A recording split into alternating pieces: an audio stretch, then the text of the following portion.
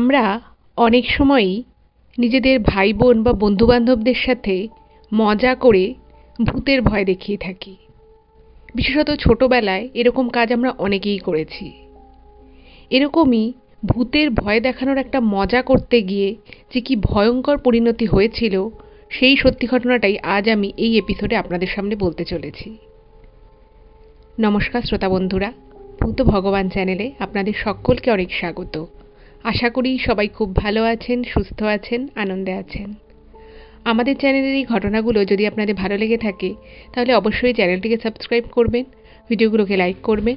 পুরো ঘটনাটা শোনার পরে আপনাদের ঠিক কেমন লাগলো সেই মূল্যবান মতামত জানাতে কিন্তু একদম ভুলবেন না। আর আপনাদের জীবনে বা আপনাদের পরিচিত কোনো মানুষের জীবনে যদি এই ধরনের কোনোরকম কোনো ভৌতিক, অলৌকিক, দৈবিক, অতিজাগতিক কোনো ঘটনা ঘটে থাকে তাহলে সেগুলো কিন্তু আপনারা আমাদের কাছে লিখে পাঠিয়ে দিতে পারেন। তার জন্য আপনাদেরকে আমাদের চ্যানেলের অ্যাবাউট সেকশানে যেতে হবে। দেখবেন সেখানে আমাদের ইমেল আইডি মেনশন করা আছে। সেই ইমেল আইডিতে ইমেল করে আপনারা আপনাদের সেই ঘটনা আমাদের কাছে অনায়াসে পৌঁছে দিতে পারেন। আর একটা রিকোয়েস্ট করব, যদি পসিবল হয় কাইন্ডলি আপনারা আমাদের চ্যানেলের এই ভিডিওগুলোকে আপনাদের ফ্রেন্ড এবং ফ্যামিলির মধ্যে একটু শেয়ার করে দিন। আমরা এই চ্যানেলে আর 5টা সাধারণ মানুষের জীবনে ঘটে যাওয়া বিভিন্ন রকমের ভৌতিক, অতিজাগতিক, দৈবিক, অলৌকিক এই ঘটনাগুলোই বলে থাকি। তাই আমার মনে হয় এই ঘটনাগুলো যদি আরও 5টা সাধারণ মানুষ শুনতে পারেন, তারা সেগুলো শুনে অনেক কিছু জানতে পারবেন, বুঝতে পারবেন, শিখতে পারবেন। তার ফলে তারা অনেক বেশি সতর্ক, সজাগ হয়ে উঠতে পারবেন। তো চলুন বন্ধুরা, আমি আজকের ঘটনা আপনাদের সামনে উপস্থাপনা করা শুরু করছি। তবে তার আগে একটা কথা বলো, আপনারা যারা যারা আমাদের কাছে ঘটনা পাঠাচ্ছেন আমরা প্রত্যেকের কাছেই কৃতজ্ঞ। তবে যে ঘটনা পাঠানোর আগে কয়েকটা বিষয় একটু খেয়াল রাখবেন, যেন ঘটনাটা সকলের শোনার মতো হয়। সেই ঘটনা যেন আগের কোথাও প্রচার না হয়ে থাকে, আর কোনো রকম কোনো বিদ্বেষমূলক ঘটনা প্লিজ পাঠাবেন না। এটুকুই বলার ছিল। তো চলুন আমি মূল ঘটনায় চলে যাচ্ছি। এখন আমি যে ঘটনাটা আপনাদেরকে বলতে চলেছি সেই ঘটনাটা আমাকে আমেরিকার টেক্সাস থেকে কৌস্তববাবু লিখে পাঠিয়েছেন। কৌস্তববাবু যে ঘটনাটা লিখেছেন, তো সেই ঘটনাটা পড়ার পরে আমি দেখলাম উনি নিচে লিখেছেন এবং উনি রিকোয়েস্ট করেছেন যেন আমি পুরো ঘটনাটা পড়ে বুঝে নিজের মতো করে আপনাদের সকলের সামনে গুছিয়ে রিপ্রেজেন্ট করি। তো আমি সেভাবেই আপনাদের সামনে গুছিয়ে বলার চেষ্টা করছি। মূল ঘটনাটায় যাওয়ার আগে আমি ঘটনা সম্পর্কিত কয়েকটা কথা আপনাদেরকে একটু বলে নিই, তাহলে আপনাদেরও বিষয়টা বুঝতে সুবিধা হবে এবং আমারও বোঝাতে সুবিধা হবে। কৌস্তববাবু যে ঘটনাটা লিখেছেন সেই ঘটনাটা ঘটেছিল আজ থেকে প্রায় 7-8 বছর আগে। তো 7-8 বছর আগে যখন ঘটনাটা ঘটে, সেই ঘটনাটা যেখানে ঘটেছিল সেই জায়গাটা হলো স্কটল্যান্ড। তো কাজের জন্যই উনি স্কটল্যান্ডে গেছিলেন এবং সেখানে কৌস্তববাবুর সাথে আরও 3জন সেম কোম্পানির, ওনারা সবাই একসাথেই কাজ করতেন। তো আরও তিনজন ওনারা একটা অ্যাপার্টমেন্ট রেন্ট করে থাকতেন এবং ওইখানেই ওনারা থাকা খাওয়া দাওয়া একসাথেই করতেন এবং যে যার মতো অফিস টাইমে অফিস করত। এবার এই 4জন যে একসাথে থাকতো, সেই 4জনের মধ্যে প্রথমে কিন্তু এই কৌস্তববাবু এবং ওনার সাথে আরও যে 2জন ছিল তারাই প্রথম ইন্ডিয়া থেকে স্কটল্যান্ড আসে এবং এসে তারা ওই অ্যাপার্টমেন্টটা ভাড়া নেয় এবং ওনারা 3জনেই সেই অ্যাপার্টমেন্টটা ভাড়া নিয়ে থাকা শুরু করে। এবারে ওনারা ওখানে স্কটল্যান্ডে আসার 5 মাস পরে উনি খবর পান ওনারা যে আরও একটি নতুন ছেলে সে ওনাদের প্রজেক্টের ওই লোকেশানে জয়েন করছে এবং সেই ছেলেটি যেহেতু প্রথমবার আসছে এবং ও সেভাবে কাউকে চেনে না, তো মানে আর কি ওনার উপরতলা থেকে মানে কৌস্তববাবুদের যিনি মানে হায়ার ম্যানেজমেন্ট ছিল, তো তারা বলছে যে ওই ছেলেটা অ্যাকচুয়ালি ওনার যে ম্যানেজার ছিল তারই কোনো একটা আত্মীয় হবে। তো বলছে যে ওকে ওরকম ও আসছে, ওকে এয়ারপোর্ট থেকে নিতে যেতে হবে, আর বলছে যে তোমাদের কি যা ঘর আছে ও কি থাকতে পারবে। তো ওনারা একটা 2 বেডরুমের অ্যাপার্টমেন্ট ভাড়া নিয়েছিলেন। তো সেই জন্য বলছে হ্যাঁ ও থাকতে পারে, কোনো অসুবিধে নেই, আমরা তো 3জনই থাকছি। তো তখন বলে যে ঠিক আছে, তাহলে তোমরা ওকে এয়ারপোর্ট থেকে নিয়ে এসো, ওর অমুক দিন থেকে ও কাজ শুরু করবে, তো ওকে একটু সব কিছু বুঝিয়ে ঠুজিয়ে দিও। এবার যে ম্যানেজার আর কি বলছিল কৌস্তববাবুকে, সে তার একটা কোনো আত্মীয় হয় নতুন ছেলেটা, ঠিক আছে। তো এখানে আমি কৌস্তববাবু যেটা লিখেছেন যে ছেলেটার নামটা না প্রকাশ করতে, ওর আসল নামটা। তো ঘটনাটা বলার জন্য উনি একটা নাম বলেছেন কিন্তু সেটা ওর আসল নাম নয়। তো ওকে মানে বুবাই বলে আর কি ওনাকে খুব ডাকতো তার মানে বাড়ির লোকেরা। তো সেই বুবাই বলেই আমি তাহলে ওনাকে সম্বোধন করছি। তো সেই বুবাই বলে ছেলেটি স্কটল্যান্ড আসে এবং কৌস্তববাবু এবং আরও যে যারা দুজন ছিল তারা ওকে নিয়ে আসতে যায়, এয়ারপোর্টে আনতে গেছে। তো যেহেতু ওনারা যে প্রজেক্টে কাজ করে সেই প্রজেক্টেই ঢুকেছে, তো মোটামুটি কাজকর্মের কথা টথা সব কিছু তো মোটামুটি ও জানতো ছেলেটি, ওই বুবাই বলে ছেলেটি। ও এসছে। এবার আসার পরে ওই যে ওনাদের তো দুটো বেডরুম ছিল যে অ্যাপার্টমেন্টটা ভাড়া নিয়েছিল, তো ওকে একটা ভালো জায়গা দেখে দেওয়া হয়েছে, ঠিক আছে তুমি এখানটা শোবে। এবার ছেলেটা প্রথম এসছে, ওর কাছে কিছুই নেই সেরকম। তো ওর যা যা আর কি প্রয়োজনীয় জিনিসপত্র লাগতে পারে সে ওকে গাড়ি করে দোকানে নিয়ে যাওয়া, জিনিসপত্র কিনিয়ে দেওয়া, তারপরে ও কোথায় শোবে, কোথায় ও নিজের জিনিসপত্রগুলো গুছিয়ে রাখবে, সমস্ত কিছুতে কিন্তু এই কৌস্তববাবু এবং আরও যে দুজন ছিল তারা হেল্প করে দেয়। এবারে আসি একটা বয়সের প্রসঙ্গে। তখন কৌস্তববাবুদের যা বয়স, ওই যে নতুন যে ছেলেটা ঢুকলো বুবাই নামে, তো সেই ছেলেটার বয়স হয়তো ওই 2 থেকে 3 বছরের কম হবে, এর বেশি ডিফারেন্স নয়।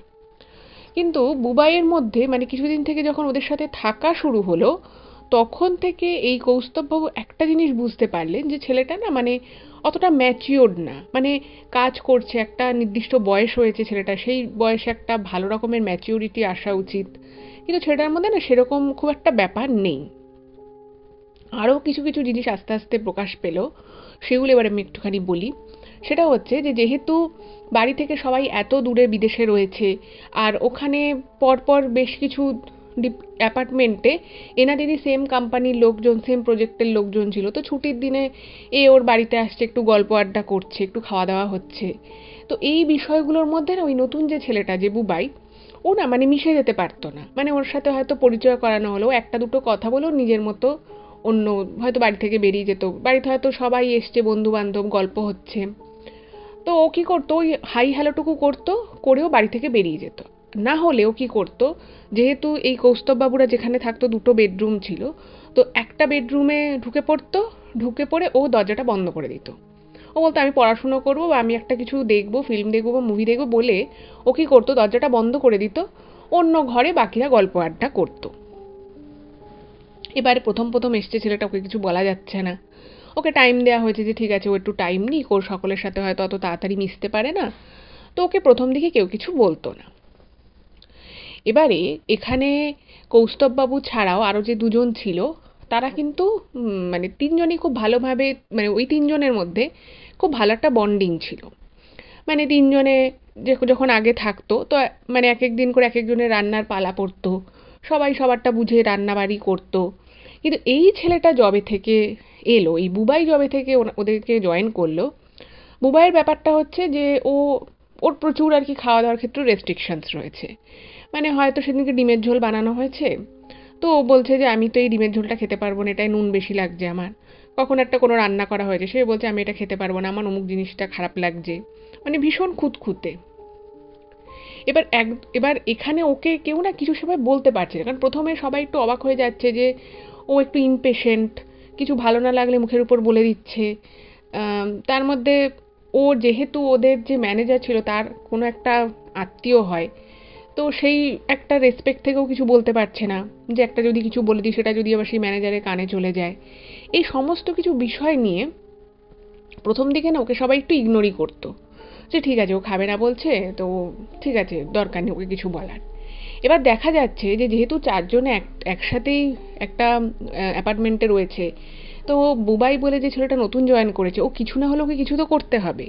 এবার দেখা যাচ্ছে যে যখন ওর রান্নার টাইম আসছে, ও কিন্তু সেরকম কিছু রান্নাবাড়ি করছে না, ও বলছে আমি কোনোদিনও রান্না করিনি, আমি পরিষ্কার করতে পারি না, আমি রান্না করতে পারি না, আমি ক্লিন করতে পারি, আমি কিছুই করতে পারি না। তো ওকে বারবার শেখানো হচ্ছে, বলা হচ্ছে যে ঠিক আছে তুমি অ্যাটলিস্ট কিছুটা করো, সবজিটা অ্যাটলিস্ট কেটে দাও, আমরা না হয় রান্না করো, কারণ সবারই অফিস রয়েছে, মানে চারজনের রয়েছে, চারজনই অফিস করে আসছে, অফিস করে এসে রান্নাবাড়ি করে খেতে তো হবে, কতদিন আর বাইরে খাবে। তো দেখা যাচ্ছে যে ছেলেটা না মানে একদম অন্যরকম টাইপের, মানুষের সাথে ঠিকমতো মিশতে পারে না, ঠিকমতো কথা বলতে পারে না, ওর মানে নিজেও ভালো রান্না করতে পারে না, আবার অন্য কেউ রান্না করলেও সেটা বলে আজ এটা ভালো হয়নি, কাল সেটা ভালো হয়নি, এরকম টাইপের। এভাবে না মানে ওর সাথে থাকতে থাকতে বাকি তিনজনেরও খুব বিড়ম্বনা সৃষ্টি হলো, কোনোভাবেই মতের মিল হতো না, এইভাবে চলছে। আচ্ছা, এরপরে আর একটা যে জিনিস লক্ষ্য করা গেল, তো সেই জিনিসটাও হচ্ছে মানে খুব অদ্ভুত টাইপের। সেটা হচ্ছে যে ওই ছেলেটি মানে সবাই দেখুন বাড়িতে সময় দেয়, কাজকর্ম সব কিছুর মাঝখানেও মানুষ নিজের বাড়ির লোকের সাথে কথা বলে, সময় দেবে, এটা খুবই স্বাভাবিক বিষয়, আমরা সকলে করি। কিন্তু ওর ক্ষেত্রে যেটা হতো, ও কাজের সময়টুকু মানে হয়তো অফিস গেছে, সেই অফিস থেকে ফিরে ও মানে ওর বাড়িতে ওর মাকে ফোন করতো ছেলেটা। আর আমি যখনকার কথা এটা বলছি সেই সময় কিন্তু ওই সবারই 27-28 এরকম বয়স। মানে খুব ছোট বাচ্চা কিন্তু নয়, ওই 27-28 এরকম টাইপেরই বয়স সবারই আর কি। তো ওই ছেলেটা মানে অফিস করে এসে ঘরে ঢুকতো, ঘরে ঢুকে জাস্ট ড্রেসটা চেঞ্জ করেই ওর বাড়িতে ওর মাকে ফোন করতো। এবার ফোন তো বাড়িতে সবাই করে, তো ও করছে, তো এতে মানে অদ্ভুত বিষয়টা কি এবার আমি বলি, সেটা হয়তো শুনে আপনাদেরও খুব অড লাগবে। সেটা হচ্ছে যে ছেলেটা ফোন যখন মানে করতো সেই সন্ধ্যে থেকে পুরো রাত অবধি, মানে ইন্ডিয়ায় সেই টাইমটা হয়তো খুব অড একটা টাইম পড়ছে, বাট স্টিল ও ফোন করতো এবং প্রত্যেকটা জিনিসের কমেন্ট্রি করতো। মানে ধরুন মানে ওর মা জানতো যে ছেলে গিয়ে কাদের সাথে থাকছে, তাদের নাম কি, এটুকু তো ওর মা জানতো। মানে ও নিজের কথা তো বলতোই, ইভেন বলতো যে ঘরে যে অমুক লোকটা আছে সে না এখন খাচ্ছে, বা অমুক লোকটা এখন বাথরুমে গেছে, অমুক লোকটা বাইরে বাজার করতে গেছে, তমুক লোকটা এখন মিটিং করছে। মানে নিজে কি করছে না করছে সেটা তো পুঙ্খানুপুঙ্খ বিবরণ দিতই, তার সাথে সাথে বাকি ঘরে কে কি করছে সেটাও বলতো। হুম এবার প্রথম প্রথম যখন এই বিষয়টা হয়, তো তখন বাকিদের তো একটু খুব অড লাগে যে এই ছেলে আবার কী রে বাবা, বাড়িতে কথা বলছে, ভালো কথা বলতেই পারে। প্রথম কথা হচ্ছে যে ও সারাক্ষণ কথা বলে যাচ্ছে, মানে ওকে কিছু একটা কথা, মানে ওকে যে একটা কিছু ঘরের ভিতরে কথা বলবে যে তুই এই কাজটা কর, বা তুই আজকে কী রান্না করবি, আদৌ কি রান্না করবি, মানে সেটুকুও বলা যাচ্ছে না, কারণ ও সব সময় ফোনে কথা বলছে।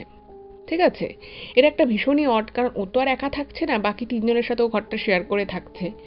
তার মধ্যেও নিজের সমস্ত কথা বলছে সেটা ঠিক আছে, বাকিরা কে কখন কি করছে, মানে কৌস্তববাবু যেটা লিখেছে ইমেলে, মানে সেটা সত্যিই ভীষণ বিরক্তিকর। সেটা হচ্ছে যে সেই সময় উনি ম্যারেড ছিলেন, বাট যেহেতু ওনার প্রজেক্টের একটা খুব এমার্জেন্সি কাজ ছিল, তো ওনার ভিসা ঠিজা না খুব তাড়াতাড়ি প্রসেস করে উনি চলে আসেন।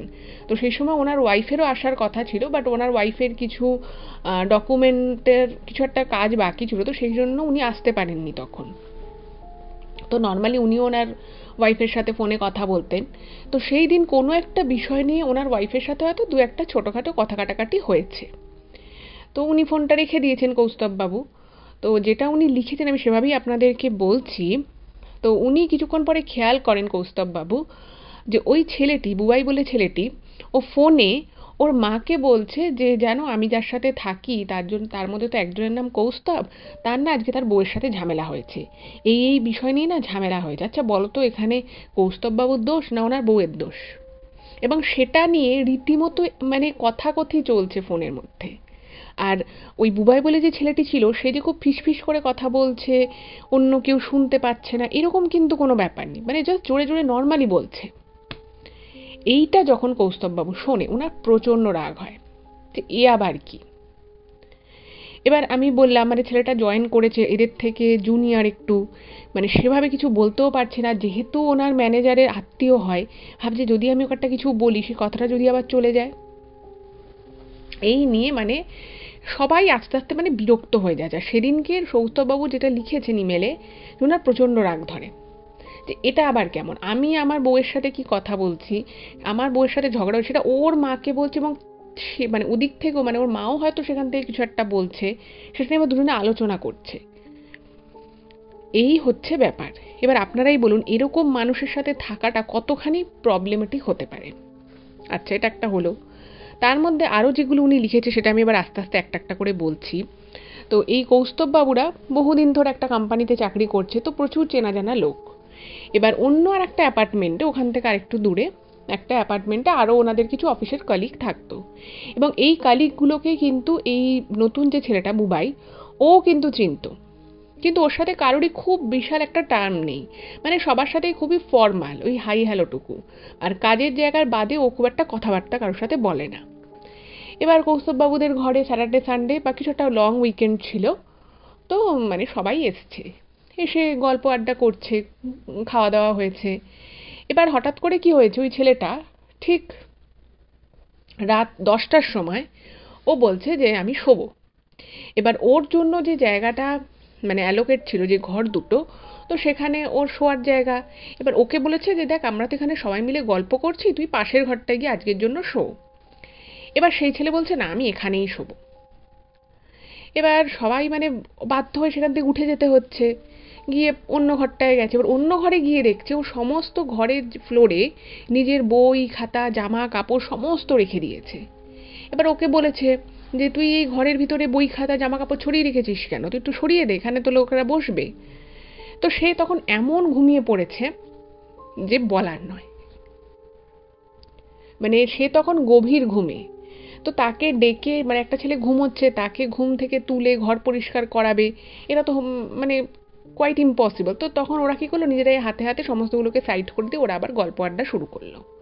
তো ওদেরও ঘরে, কৌস্তববাবুদেরও ঘরে যে সমস্ত কালিগরা আসো তারা বলছে যে তুই কাকে রেখেছিস, ও কারোর সাথে কথা বলতে পারে না, একটুও সোশ্যাল নয়, সবসময় নিজের মধ্যে থাকা, সবসময় কার সাথে ফোনে এত কথা বলে। তো কৌস্তববাবু বাকি আরও যারা দুজন ছিল, তো সবাই বলছে আর বলো না, এটা নিয়ে তো আমরা নিজেরাই প্রচণ্ড মানে ফ্রাস্ট্রেটেড হয়ে যাচ্ছি, ওকে কিছু বলতেও পারছি না, ও সারাক্ষণ বাড়িতে ওর মায়ের সাথে কথা বলে। আর প্রত্যেকটা জিনিস খাবার আগে মানে এরা যেটা রান্না করে, মানে এটা ওদের আরও খারাপ লাগতো। সেটা হচ্ছে যে বাড়িতে যাই রান্না হতো, মানে ও তো নিজে খুব একটা ভালো রান্না করতোই না, তো ও হয়তো ম্যাক্সিমাম একটু সবজি টবজি কেটে দিত, সেটাও বললে তবে কেটে দিত, না হলে সেটাও করতো না। ও কী করতো, প্রত্যেকটা জিনিস খাওয়ার আগে জিজ্ঞেস করতো যেটা কী। এবার ধরুন ধরুন ডিমের ঝোল হয়েছে বা মাংস রান্না করা হয়েছে, তো সেটাই কি জিজ্ঞেস করতে পারে যে কতটা পেঁয়াজ দিয়েছো কিনা, রসুন দিয়েছো কিনা, এরকম কিন্তু নয়। ও প্রত্যেকবার জিজ্ঞেস করতো যে হয়তো ডিমের ঝোল রান্না হয়েছে, বলতো ওটা কী দিয়ে রান্না হয়েছে, তো সবাই বলতো যে ডিম ঝোল রান্না করতে কী কী লাগে, একটু পেঁয়াজ লাগে, একটু রসুন লাগে, ডিম লাগে, আলু লাগে, মশলাপাতি এই। এবং ও প্রত্যেকবার জিজ্ঞেস, এটা আবার মানে নিজে বলতো যে এর মধ্যে মদ নেই তো, এর মধ্যে মদ নেই তো, এরকম করে জিজ্ঞেস করতো। তো প্রথম প্রথম সবাই বলতো আরে ডিমের ঝোল করেছে কি মাংস করেছে কি আলুর দম করেছে, বলছে আমরা কেন মদ দিতে যাব, মদ কেন দিতে যাব। এবারে এইরকমভাবে প্রথম 1-1.5 মাস সবাই ওকে সহ্য করে নেয় যে ঠিক আছে হয়তো নতুন এসছে, সবার সাথে হয়তো মিশতে পারে না, ঠিক আছে। কিন্তু আস্তে আস্তে যখন সময় যেতে লাগলো, ওর এই মানে কি বলবো, এটাকে অস্বাভাবিক কি বলবো, তো অস্বাভাবিক বিহেভিয়ারের জন্য সবাই কিন্তু ওর উপরে, মানে এই যারা 3জন থাকতো তারা কিন্তু ওর উপরে খুব বীতশ্রদ্ধ হতে লাগলো। কেউই আর ওকে পছন্দ করতো না। এবার এখানে একটা বিষয় বলি, ওর আরও বেশ কিছু দোষ ছিল এই বুবাই বলে ছেলেটির। সেটা হচ্ছে যে ছেলেটা যখন হয়তো কোনো দিন, মানে 3জনই অফিস গেছে, ও হয়তো কোনো কারণে অফিস যায়নি, তো ও কি করতো, ওর যত জিনিসপত্র ছিল মানে বড় বড় মানে সুটকেসে বা যে সমস্ত বড় বড় যে ট্রলি ব্যাগগুলো রয়েছে, তো সেই ট্রলি ব্যাগ থেকে প্রত্যেকটা জিনিস নামিয়ে নামিয়ে, মানে প্রত্যেকটা জামা কাপড় জুতো বই সমস্ত কিছু নামিয়ে ওদের যে 2টো বেডরুম ছিল পুরো 2টো বেডরুমে ছড়িয়ে রাখতো, ঠিক আছে, মানে অন্যদের জিনিস সরিয়ে সরিয়ে, মানে হয়তো অন্যদেরও জামা কাপড় রয়েছে, বই খাতা রয়েছে, কি অফিসিয়াল কাগজ রয়েছে, ও কী করতো সেগুলোকে সরিয়ে প্রত্যেকটা জিনিসকে মানে নিজেরগুলো ছড়িয়ে দিত। এবং তারপরে ওকে বারবার বারবার বলতে হতো যে এটা সরা ওটা সরা, এটা কর ওটা কর, এরকম করতে হতো। তো সেই জন্য ওরা একটা প্ল্যান করেছিল যে ওকে না মানে ঘরে কখনো মানে এরকম রাখবে না যে ও ঘরে একা থাকছে, কারণ ও যদি ঘরে একা থাকতো ঘর নোংরা করতো। তো এরকম করে ওরা খুব কষ্ট করে চলছে। এবার এই কৌস্তববাবুদের মধ্যে মানে আরও কৌস্তববাবু ছাড়া আরও যে 2জন থাকতো, তো সেই 2জনের না একদিন ওর উপরে খুব রাগ হলো। এবার রাগটা কী কারণে হয়েছে আমি সেটা একটু বলি, সেটাও কিন্তু খুবই মানে রাগ হওয়ার মতোই একটা ব্যাপার। সেটা হচ্ছে একদিন কী হয়েছে, আমি বললাম যে প্রত্যেক দিন রান্না করতো আর ও প্রত্যেকবার জিজ্ঞেস করে করে খেত। আর ছেলেটা যেটা মোটামুটি ভালো করতো সেটা হচ্ছে বাসন, খুব ভালো করে বাসন টাসন ধুতে পারতো। তো ছেলেটা ওই জন্য বলতো যে আমি অত রান্নাবাড়ি পারি না, তো কেটে কুটে দিত, যেদিন ওর রান্নার ব্যাপার থাকতো সমস্ত বাসনগুলো মেজে দিত। আচ্ছা, এবারে একদিন কি হয়, সেদিন কৌস্তববাবু রান্না করেনি, ওনাদের আরও যে 2জন যে কালিগ তার মধ্যে একজন রান্না করেছে, খুব সুন্দর করে মাংস রান্না করেছে। এইবারে মানে এমনি নর্মালি যেরকমভাবে মাংস রান্না হয় সেরকমভাবে করা হয়নি, একটু ডিফারেন্টভাবে করা হয়েছে। তো তার জন্য খুব সুন্দর একটা গন্ধ বেরিয়েছে। এবার ওই লোকটা না মানে এমনিতে খুবই ভালো ভদ্র লোক। তো তিনি একটু এজেড, মানে তার কিন্তু একটু বয়স ওদের থেকে একটু বেশি ছিল। তো সে না মানে রান্নাবাড়ি করে ও বলছে, ওই বুবাই বলে ছেলেটা বলছে যে বাহ খুব সুন্দর গন্ধ বেরোচ্ছে তো। তো তখন ও বলছে হ্যাঁ গন্ধ ভালো বেরোচ্ছে, তাহলে তোকে একটুখানি মাংস দিচ্ছি, তুই একটু টেস্ট কর। সেদিন ছুটির দিন ছিল। হ্যাঁ সেদিন ছুটির দিন ছিল, তো বলেছি তুই তোকে একটু মাংস দিচ্ছি, তুই একটু টেস্ট কর। তো মাংসটা দিয়েছে ওকে। তো না মানে একবারই খেয়ে নিয়েছে, মানে খুব ভালো লেগেছে। তো খাওয়ার পরে এবার ওকে বলছে যে কি রে কেমন হয়েছে। তো তখন বলছে তুমি তো আমাকে 2 পিস দিয়েছিলে, আমাকে আর 1 পিস দাও, আমি আর 1 পিস না খেলে বলতে পারছি না। তো উনি ভাবছে যে বাবা 2 পিস খেয়ে নিল, ও 2 পিস খেয়ে কিছু বলতে পারছে না, আবার বলছে যে আরও 1 পিস দিতে হবে। তো তখন ও বলছে হ্যাঁ হ্যাঁ ঠিক আছে তোকে দিচ্ছি। তো বলে ওকে আর 1 পিস মাংস দিয়েছে। তো মাংসটা খেয়ে নিয়েছে। খেটে বলছে কি যে খুব ভালোই হয়েছে, কিন্তু যেটা ব্যাপার হয়েছে সেটা হচ্ছে যে নুনটা একটু বেশি হয়েছে আর ঝালটাও বেশি হয়েছে, তোমাকে না তুমি এর মধ্যে একটু চিনি দিয়ে দাও। এরকম করে বলছে একটু চিনি দিয়ে দাও তাহলে ঠিক হবে। তো ভাবছে যে নুন বেশি হয়েছে ঝালও বেশি হয়েছে। তো তখন কোনো একটা কারণের জন্য এই কৌস্তভবাবু বাড়ির বাইরে গেছিলেন। তো উনিও কিছুক্ষণ পরে ঘরে ফিরেছে। তো এই কথাটা যখন ওকে বলে তখন কিন্তু উনি মানে চিনিটা মেশায়নি, মানে ওর কথায় না একটুখানি ডাউট হয়। তো কী রে বাবা এটা কী বললো। তো যাই হোক, তো কৌস্তভবাবু ফিরেছে, তো ওনাকেও একটা পিস দিয়ে উনি বলছে একটু টেস্ট করে দেখতো। আমি বুবাইকে জিজ্ঞেস করলাম, ও বলছে যে নুন বেশি হয়েছে ঝাল বেশি হয়েছে। এই কৌস্তভবাবু যখন টেস্ট করলেন, উনি মানে খুবই ভালো খেয়েছেন মাংসটা, মানে কোথাও কোনো গন্ডগোল নেই, না ঝাল বেশি হয়েছে না নুন বেশি হয়েছে। তো তখন বলছে না সবই তো একদম ঠিক আছে, তুমি নিজে খেয়ে দেখো না। তো উনিও নিজে খেয়েছে, বলছে হ্যাঁ সবই ঠিক আছে। এবার আর একজন যে ছিল তাকে দিয়েও টেস্ট করানো হয়েছে মাংসটা, বলছে হ্যাঁ একদম ঠিক আছে পারফেক্ট। এবার তাহলে উনি তখন না মানে ওনার না খুব রাগ হয়ে গেছে। একে তো মানে সেদিনকে অনেক লোকজন আসবে ওনাদেরই আর কি পরিচিত কালিগ, তো অনেকটা মাংস একবারে বানাতে হয়েছে, প্রচুর খাটাখাটনি পড়েছে। তার মধ্যে রান্নাঘরটা পরিষ্কার করা সমস্ত কিছু কিন্তু উনি করতেন। তো ওনার না খুব রাগ হয়ে যায় ব্যাপারটায়, যে ও আমাকে বললো যে চিনি ফেলে দাও, আমি ভাগ্যিস ওর কথায় চিনিটা দিইনি। তো উনি ভাবলো যে ঠিক আছে এই ছেলেটা বড্ড মানে ডিস্টার্ব করছে, ওকে একটুখানি মানে ওকে একটুখানি টাইট দিতে হবে। তো কি করবে। তো তখন ওই ছেলেটা মানে পরে বিকেলবেলা সব লোকজন এসছে, খাওয়া দাওয়া করেছে রাতের বেলা, সবাই চলে গেছে। চলে যাওয়ার পরে না ওই ছেলেটাকে ইচ্ছে করে জিজ্ঞেস করছে যে আরে তোর মাংসটা এখন কেমন খেলি, বাট ওকে বলেছে যে চিনি দিয়েছে। কিন্তু সেম মাংস, কিন্তু সেই মাংসে মানে ওকে যা টেস্ট করতে দেওয়া হয়েছিল তারপরে কিন্তু উনি কোনো কিছু এক্সট্রা দেননি, মানে চিনি দিতে বলেছিল সেটা উনি দেননি। তো ওই সেম মাংসটাই ওকে দেয়া হয়েছে, এবং ওই বুবাই খেয়ে বলছে হ্যাঁ এই যে আমি তোমাকে বলেছিলাম না যে চিনি দাও, দেখো তুমি চিনি দিয়েছো কি সুন্দর খেতে লাগছে দেখো, তার আগে যখন তুমি আমায় দিলে মোটেও খুব একটা ভালো লাগেনি। তো তখন যে ভদ্রলোক রান্না করেছিল তার মাথায় একটা বুদ্ধি আসে। সে তখন বলে যে হ্যাঁ তুই আমাকে চিনি দিতে বলেছিলি, কিন্তু আমি না যেহেতু চিনি দিইনি। তখন বলছে তুমি চিনি দাওনি। তখন বলছি না তোর তো ভালো লেগেছে খেতে। তখন বললো হ্যাঁ আমার আগের থেকে তো ভালো লেগেছে, আমি তো ভেবেছি তুমি চিনি দিয়েছো। তখন বলছে না আমি চিনি দিইনি, চিনি বলতে একটা অন্য জিনিস দিয়েছি রান্নায়। তখন বলছি কী জিনিস। তখন ওই লোকটা মজা করে বলে যে আমি না রান্নার মধ্যে একটু ঘরে মদ ছিল, আমি মদ দিয়ে দিয়েছি। এই কথাটা যখন ও শোনে, ও না মানে প্রচণ্ড রেগে যায় ছেলেটা, খুব রিয়্যাক্ট করে। বলে যে কি তুমি জানো আমি মদ খাই না, তুমি তারপরেও বলছো তুমি রান্নায় মদ দিয়েছো, তুমি মাংসে মদ দিয়েছো, তুমি কি করে এটা করতে পারলে। এই বলে সে মানে প্রচণ্ড রেগে যায়। এবং ওই ভদ্রলোক যে রান্নাটা করেছিল, কৌস্তভবাবু আরও একজন যে ছিল, তাদের প্রত্যেককে খুব মানে খুবই আর কি কথা শোনাতে থাকে যে আমি তোমাদেরকে কতদিন বলেছি, আমার মা আমাকে মদ খেতে বারণ করে, আমি মদ খাই না, তোমরা আমার সাথে এরকম কি করে করলে, এটা তোমরা ঠিক করনি। এরকম করে বলতে বলতে আমি ওই যে বললাম যে ওর ফোন আসতো, তো ঠিক সেই সময় মায়ের ফোনটা আসে, এবং ওই ছেলেটা এমনি প্রচুর রেগে গেছিলো, এবং সে রেগে গিয়ে ফোনে তার মাকে কথাটা বলে দেয় যে দেখো মা আমাকে এই 3জন রয়েছে, তার মধ্যে এই যে যার বয়স সব থেকে বেশি সে আজকে দেখো মাংস রান্না করেছিল, আমি মাংসটা খেয়ে বলেছিলাম চিনি লাগবে, তো সে চিনি তো দেয়নি, সে মদ দিয়েছে, আমি মদ খেয়ে ফেলেছি। এরকম করে সে বলে মানে চিৎকার করে করে বলছে। এই কথাটা যখন বলছে তখন না বাকি 3জন পুরো হতভম্ব হয়ে গেছে, মানে ওরা এই রিয়াকশনটা এক্সপেক্টই করেনি। মানে সেটা যে রেগে গিয়ে এত মানে এত রিয়াক্ট করবে, এত ও মানে রেগে যাবে, এটা ওদের একেবারে ধারণার বাইরে ছিল। তো কৌস্তভবাবু তো ভাবছে যে আরে একটা ছোট মজা করেছে সেটাকে নিয়ে এরকম করছে।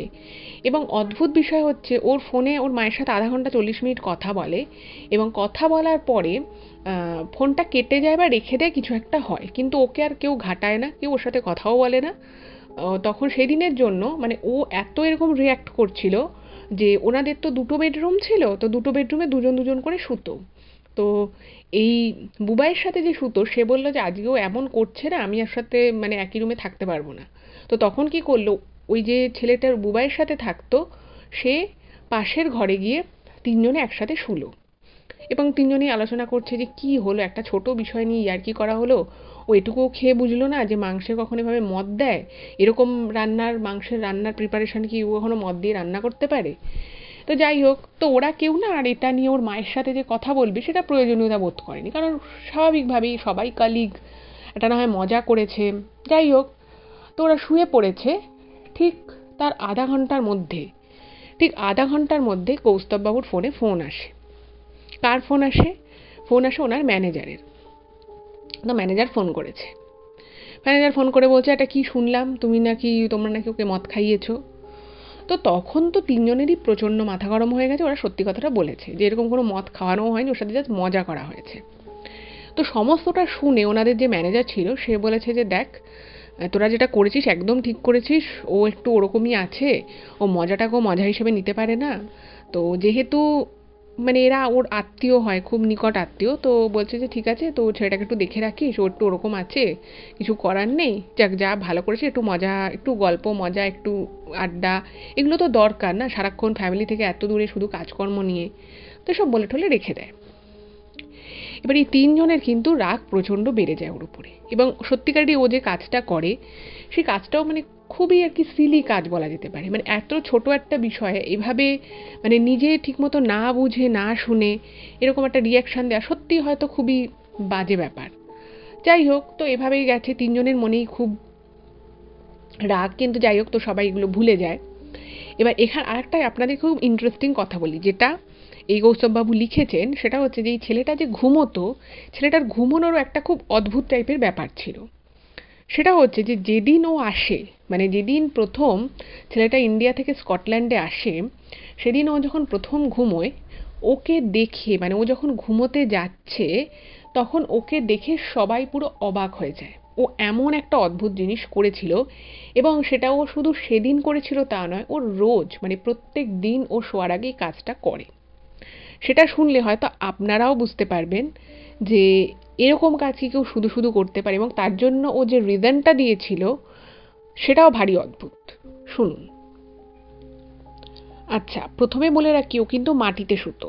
ওখানে ওদের এক্সট্রা একটা সিঙ্গেল মানে খাটের মতো একটা ছিল, বাট স্টিল ও বলে যে না, আমার ওটার দরকার নেই, আমি নিচে শোবো। তো ও একটা গদি কিনেছিল এবং গদি কিনে নিজে বিছানা করে শুতো। আর শোয়ার সময় ও যে সব থেকে অদ্ভুত কাজটা করতো সেটা হচ্ছে, ওর একটা ছোট বাক্স মতো ছিল, একটু লম্বা করে একটা ছোট বাক্স ছিল। মানে ওই বাক্সটা ও একদম কলকাতা থেকেই নিয়ে এসেছিল। তো সেই বাক্সটা ও খুলতো, বাক্সটা খুলে ও একটা কাঠ বের করতো, মানে একটা চেলা কাঠ একটা। সেই কাঠটা হচ্ছে হালকা হলুদ হলুদ রঙের, একটু পুরনো পুরনো টাইপের একটা চেলা কাঠের তক্তা, এবং সেই তক্তাটাকে এবং সেই যে সরু একটা বক্সের ভিতরে ওই কাঠটা থাকতো, সেই কাঠের সাথেই কিছু দড়ি রাখা থাকতো। তো সেই চেলা কাঠটাও নিয়ে ওর বাঁ হাতের সাথে ওই চেলা কাঠটাকে বেঁধে সেই কাঠের সাথে হাতটাকে ওই বাক্সের ভিতরে কিছু দড়ি থাকতো, সেই দড়ি দিয়ে নিজেই মানে হাতটাকে বাঁধতো, নিজের বাঁ হাতটাকে ওই চেলা কাঠের সাথে বেঁধে ও শুতো। এবং প্রথম দিন যেদিন কৌস্তববাবুরা এই জিনিসটা দেখে, ওরা দেখে মানে প্রচণ্ড অবাক হয়ে যায় যে একটা ছেলে যে একটা যথেষ্ট ভালো কোম্পানিতে একটা ভালো পজিশনে চাকরি করছে, সে কোম্পানির কাজে স্কটল্যান্ডে এসছে, সেখানেও কাজকর্ম করবে, তো সেই ছেলেটা একটা এভাবে চেলা কাঠ বাহাতে বেঁধে কি করে শুতে পারে। তো স্বাভাবিকভাবেই এটা দেখে ওনারা প্রথম দিনই প্রশ্ন করেন যে যে তুমি এইভাবে কাঠটা কেন বাঁধছো হাতের মধ্যে। এবং তখন ওই ছেলেটা যেটা বলে যে ওকে নাকি ডাক্তার বলেছে ওর হাতটাকে এভাবে মানে দড়ি দিয়ে বেঁধে শুতে, যাতে করে ওর হাতটা যেন শোয়ার সময় এদিক থেকে ও পাশে না যায়। ভাবুন একবার কিরকম অদ্ভুত একটা ব্যাপার। মানে মেডিকেল সায়েন্স এত উন্নতি করেছে, এত ধরনের মেডিকেল ইনস্ট্রুমেন্টস বেরিয়ে গেছে, তারপরেও যদি আমি ধরেও নিই যে ওর হাতে কোনো সমস্যা ছিল, তার জন্য ডাক্তার নিশ্চয়ই কোনো মেডিকেল ইনস্ট্রুমেন্টই সাজেস্ট করবেন। সেখানে একটা চেলা কাঠ হাতে বেঁধে শোয়া ব্যাপারটা তো মানে খুবই অদ্ভুত এবং খুবই অলৌকিক টাইপের একটা ব্যাপার, যে একটা মানুষ তার হাতে যদি কোনো প্রবলেম থেকেও থাকে, সে ওরকমভাবে একটা চেলা কাঠকে নিজেরই বাঁ হাতের সাথে ওরকম একটা দড়ি দিয়ে বেঁধে ওরকম কন্ডিশনে কি করে দিনের পর দিন শুতে পারে। এবং বিষয়টা তো খুবই অস্বস্তিকরও। তো ওকে স্বাভাবিকভাবেই সবাই জিজ্ঞেস করে যে তোমার হাতে কি কোনো সমস্যা আছে, তোমার হাতে কি তুমি পড়ে ঠরে গেছিলে, তুমি চোট পেয়েছো কিনা, বা কিছু কি ব্যাপার আছে। কিন্তু প্রত্যেকেই ওনারা যা যা প্রশ্ন করেছিলেন সেই প্রশ্নের কোনো সদুত্তর কিন্তু দিতে পারেনি। এবং বারবারই তখন বুবাই একটা কথাই বলে যে ও বিশেষ কিছু জানে না, তবে ডাক্তার ওকে বলেছে যাতে শোয়ার সময় ওর হাতটা এদিক থেকে ওদিক না হতে পারে, তো সেই জন্য ওরকমভাবেই ও মানে চেলা কাঠটাকে হাতের সাথে জড়িয়ে ওরকম দড়ি দিয়ে বেঁধেও শুতো। এই বিষয়টা যখন হয় তখন না মানে তখনই ওই সেই প্রথম দিন ওদের সকলের খুব অবাক লাগে। এবং ওরা তখন ওর হাতটাকে বিশেষভাবে মানে সারাদিনে যতটুকু ওকে দেখতে পেত লক্ষ্য করতো যে ওর হাতে কোনো কোনো একটা জায়গা ব্যাকা আছে কিনা, বা কিছু কোনো জায়গায় আঘাত পেয়েছে কিনা, বাট কেউই কিন্তু ওর হাতে কোনো অস্বাভাবিকতা কোনো দিন দেখেনি। ওর হাতটা নর্মাল আর পাঁচটা মানুষের যেরকম হাত হয় সেরকমই। তো ব্যাপারটা দেখে না সবারই খুব অদ্ভুত লাগে, কিন্তু কে আর ওকে কী বলবো, ওর ব্যক্তিগত বিষয়। এবং যে জিনিসটার মধ্যে ওই চালাকাঠটা রাখতো সেই বাক্সটাও না খুব অদ্ভুত টাইপের ছিল বক্সটা দেখতে, মানে ওপরটা পুরো লেদার করা, মানে যেরকম দেখবেন কিছু কিছু ভায়োলিন বা কিছু কিছু গিটারের ব্যাগ থাকে যেগুলো পুরো চামড়ার ব্যাগ থাকে, খুব সুন্দর দেখতে হয়, ওরকম টাইপের কিন্তু একটা বক্সের ভিতরে ওই কাঠটা আর ওই দড়ি রাখা থাকতো। প্রত্যেক দিন ওই কাঠটাকে ও হাতের সাথে বেঁধে, এবং সেই বাঁধার সময় ও কিন্তু কারোর হেল্প নিত না, মানে মুখ দিয়ে আর ডান হাত দিয়ে ও কিন্তু এই বাঁ হাতে ওই কাঠটাকে বাঁধতো, মানে এতটা কষ্ট করে, তাও কাউকে বলতো না যে একটু আমার হেল্প করে দাও। ইভেন একদিন এই কৌস্তববাবু যেটা লিখেছেন যে উনি নিজে যেচে বলেন যে আমি তোকে হেল্প করবো, বলছে না না না না ধরতে হবে না, আমি একা করতে পারবো, তোমাদের ধরার মতো তোমরা তোমাদের মতো কাজ করো, আমার এই কাঠটাকে ধরো না, তোমাদের কোনো প্রবলেম হবে না।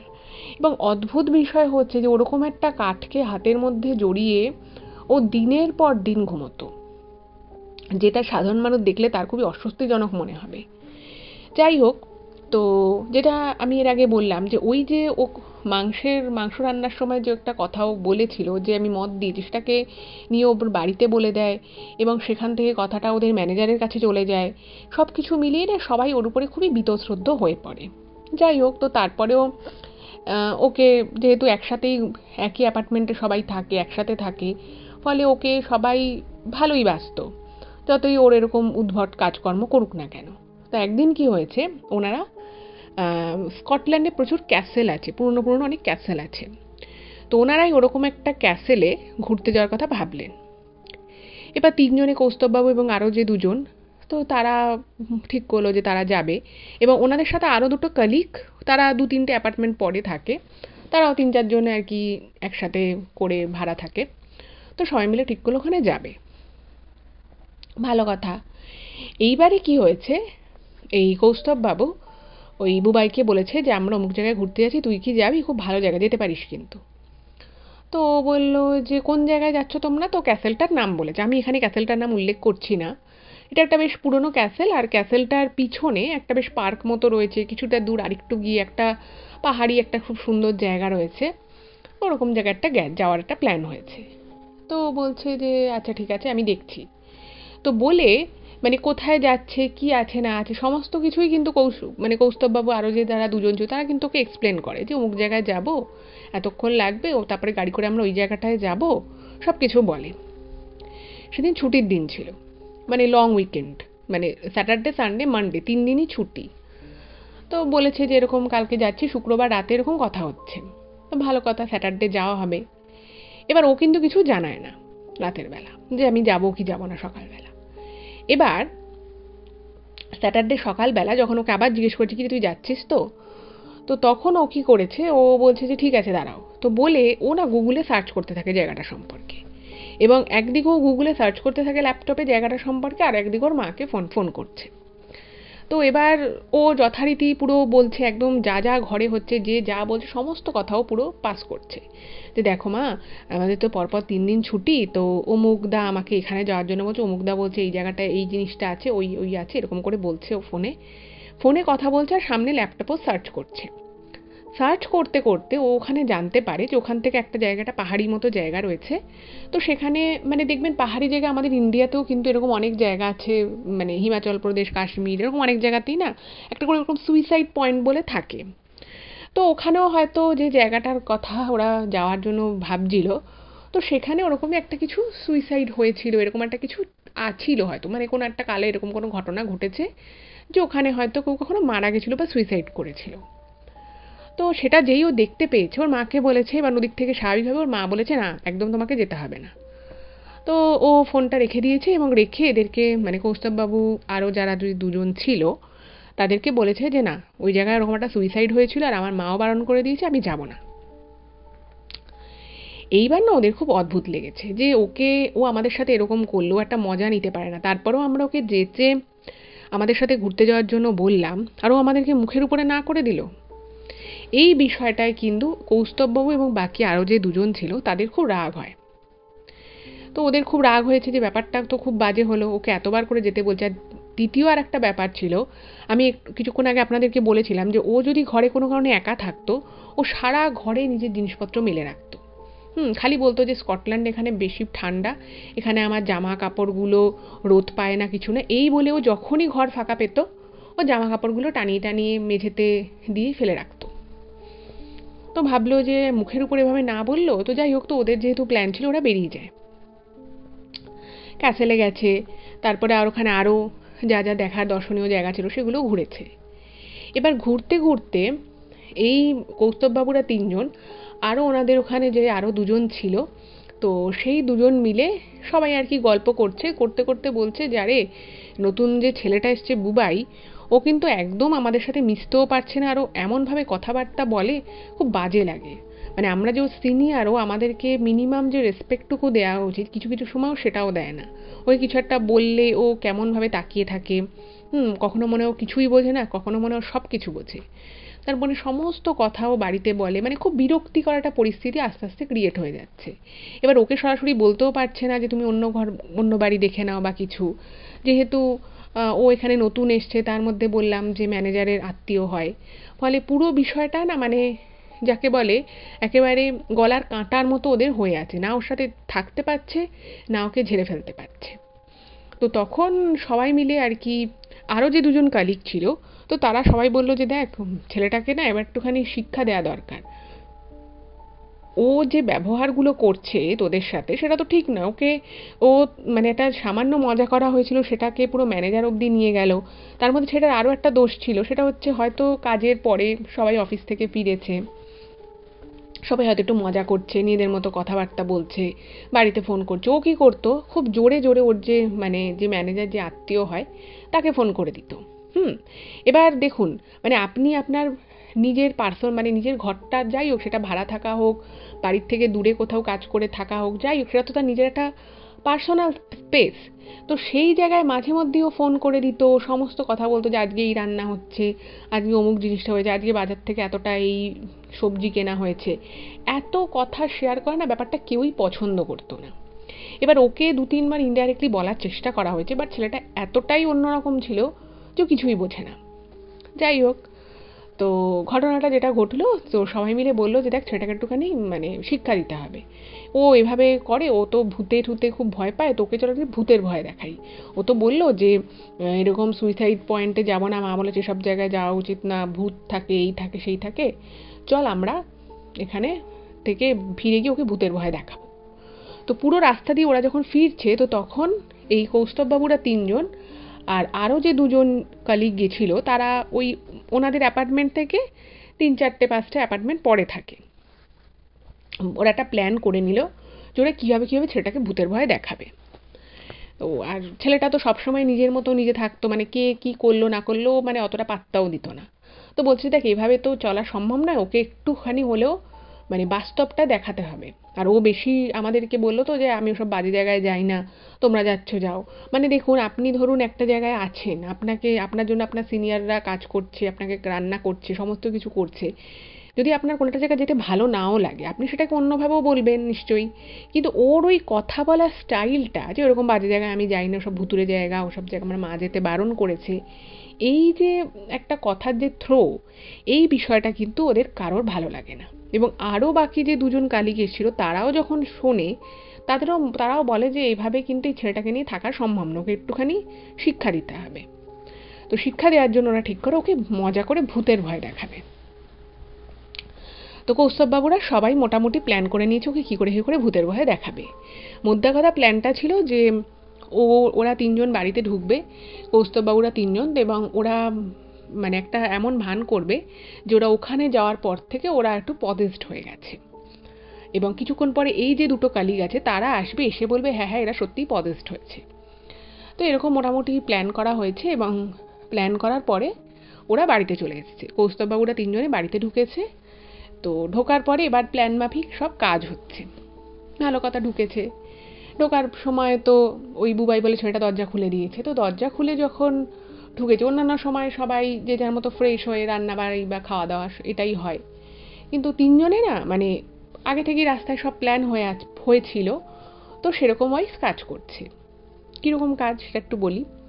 যেটা কৌস্তববাবু লিখেছে, যে উনি না মানে ওনার একটা বেড ছিল, তো উনি কি করেছে, সেই বেডের উপরে উনি গিয়ে বসে পড়ে মানে জাস্ট ভূতের ভয় দেখানোর জন্য উনি কি করেছে, মানে ওপরের দিকে তাকাচ্ছে আর হাত পা গুলোকে না বারবার এদিক ওদিক ছুটছে এরকম টাইপের, আর ভীষণই আর কি সিরিয়াস হয়ে তাকাচ্ছে।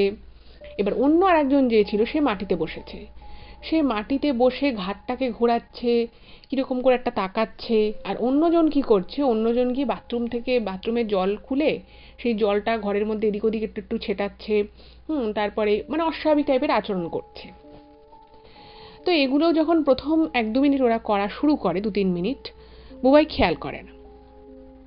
এবার কিছুক্ষণ পরে যখন খেয়াল করেছে, তখন বুবাই প্রথমে বাবুকে জিজ্ঞেস করছে যে কৌস্তবদা, এটা কি করছো, এটা আবার কি, তোমাদের কি শরীরে কিছু খারাপ লাগছে নাকি, এরকম করছো কেন, এরকম করে জিজ্ঞেস করেছে। তো কৌস্তববাবু কোনো উত্তর দেয়নি। অন্য আর একজনেরকে যখন চোখ পড়েছে বুবাইয়ের, তো দেখছে যে অন্য আর একজনও কীরকম হাত পা মুখ করছে, হাতের আঙুলগুলোকে বেঁকিয়ে বেঁকিয়ে দিচ্ছে, মানে অস্বাভাবিক টাইপের আচরণ করছে। তো তাকেও জিজ্ঞেস করেছে যে কি ব্যাপার হয়েছে তোমার, তো সেও একটা কীরকম রিয়াকশান দিয়েছে। এবার অন্য আর একজন যে ছিল সেও এরকম করছে দেখে ওনা একটু ভয় পেয়ে যায় বুবাই। তো তাকে যখন জিজ্ঞেস করেছে, তো সে বলছে যে বুঝতে পারছি না, ভীষণ শরীরটা ভারী লাগছে, কীরকম একটা আমার করছে। আমরা ওখান থেকে যখনই ফিরলাম, ওই তুই যে জায়গাটা বলি না হন্টেড, ওই জায়গাটা থেকে যখনই ফেরার পর থেকে না কীরকম একটা শরীরটা লাগছে। এইটা শুনে না মানে মানে ওই বুবাই বলে যে ছেলেটা, ও না একটুখানি ভয় পেয়ে যায় যে এটা কি হলো ব্যাপারটা। তো যাই হোক, তো বুবাই নিজের মধ্যে সাহস একটু রেখে তো বলছে কিচ্ছু হয়নি, এই তোমরা রান্না বান্না করবে না, আমি সবজি সব কেটে রেখেছি, রান্না করবে না, রান্নাটা বসিয়ে দাও।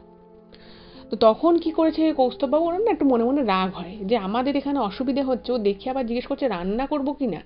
তো ওরা কি করে, ওরা মানে নিজেদের মধ্যে একটু চোখের ইশারা করে ওই নাটকটাকে আরও বাড়িয়ে দেয়। এবং তখন রীতিমতো হাহা করে কেউ হাসছে, একজন হাত পা ছুটছে টাইপের, অন্যজন দেওয়ালের মাথা ঠুকে দিচ্ছে আস্তে আস্তে, অস্বাভাবিক রকমের আচরণ করছে। আর মুখ থেকে না ইচ্ছে করে মানে জাস্ট ওকে ভূতের ভয় দেখানোর জন্য বিভিন্ন রকমের ভৌতিক আওয়াজ বার করছে। তো এগুলো দেখে না মানে ওই বুবাই বলে ছেলেটা, ও না প্রচণ্ড মানে ভয় পেয়ে যায়। ও একবার কৌস্তববাবুর কাছে এসে বলছে কি হয়েছে, এরকম করছো কেন, আর একবার অন্যজনের কাছে গিয়ে বলছে কি করছো, আবার অন্য আর একজনের কাছে যাচ্ছে।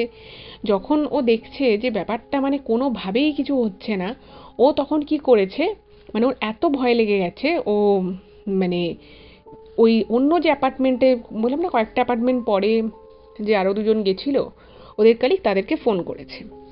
এবার তাদেরকে যখন ফোন করে দিয়েছে, তো ফোন করার পরে তাদেরকে বলছে যে এই তোমরা একবার এসো না এখানে, এখানে দেখছি এরা তিনজন কীরকম করছে, কারি বলছে যে ওখান থেকে আসার পরে এদের শরীরটা কীরকম লাগছে।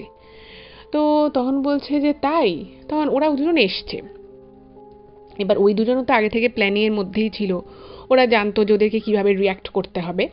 তো ওরা যখন এসে মানে ওরা নিজেদের মতো আর কি অভিনয়টা চালিয়ে যাচ্ছে। তো তখন কি করেছে, ওরা বলছে কি যে তুমি একটা কাজ করো, আমার মনে হচ্ছে ওরা পদেস্ট হয়ে গেছে, ওখানে গেছিলো তো আর ওরা অনেক নিচে অবধি নেমেছিল, আমরা দুজন তো অতটা নামিনি, তো আমার মনে হয় ওরা তিনজনই পদেস্ট হয়ে গেছে, ওদের ভিতরে কিছু একটা ঢুকেছে, ভূত হোক বা কোনো আত্মা হোক, এরকম কিছু একটা ভর করেছে। এবারে ঘটনাটা যেটা ঘটছে, যে ও কি করেছে, ওকে বলেছে কি যে আচ্ছা কাজ করো, ওদেরকে না মানে এই যে কন্ডিশন, এই কন্ডিশনে এদেরকে খাওয়াতে হবে, যদি এদের পেটে খাবার না পড়ে তাহলে ওরা কিন্তু ঠিক হবে না। তো তখন বলছে যে খাবার পড়েছে মানে কি খাবার করতে হবে, তখন বলছে ওদের জন্য মাংস করো। তো তখন বুবাই বলে ছেলেটা বলছে আচ্ছা আমি তো শুনেছি ভূত প্রেত এসব হলে মাংস মাছ মাংস এটাও জিনিস দূরে রাখতে হয়, তা তুমি বলছো মাংস করতে।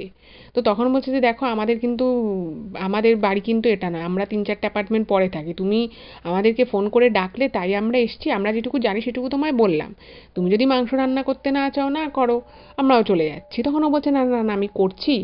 তো তখন ওকে দিয়েই ফ্রিজ থেকে মাংস বার করিয়ে সেটাকে ডিফ্রস্ট করিয়ে বিভিন্ন রকমভাবে মাংস করানো হচ্ছে, আর ওরা মিচকে মিচকে হাসছে। এবার বাকি যে দুজন মানে কৌস্তববাবু ছাড়া বাকি আরও যে দুজন ছিল, তো সেই দুজন তো একে অপরের দিকে মিচকে মিচকে হাসছে যে ও যে কোনোদিন রান্না করতে চায় না, সে আজকে সকলের জন্য রান্না করছে। যাই হোক, ও তো খুব ভয়ে যেভাবে পারে যতটুকু পারে ওর মাকে একবার জিজ্ঞেস করছে। হ্যাঁ, আর একটা কথা এখানে বলে রাখি, ওই যে দুজন ছিল তো তারা বলেছিল যে দেখ এরা যে এরকম পদেস্ট হয়েছে এটা কিন্তু বাড়িতে বলিস না, মানে যদি তুই বাড়িতে বলিস তাহলে কিন্তু যে পদেস্ট যে আত্মারা আছে তারা কিন্তু আরও ভায়োলেন্ট হয়ে যেতে পারে, যে মানে ভাবতে পারে যে এই ছেলেটা সবাইকে এটা বলে বেড়াচ্ছে। তো সেই জন্য ও বলতে গিয়েও কথাটা ওর বাড়িতে বলেনি। যাই হোক, তোর মাকে জিজ্ঞেস করে মোটামুটি একটা মাংস রান্না করেছে। এবার মাংস রান্না করার পরে বলছে যে এবার তুই ওদের মানে রান্না করেছিস, এবার ওরা খেয়ে নেবে, খাওয়ার পরে ওদের হাত থেকে ভূত বা যেটাই ধরেছে সেটা চলে যাবে। তো ও তো খুব ভয়ে আছে।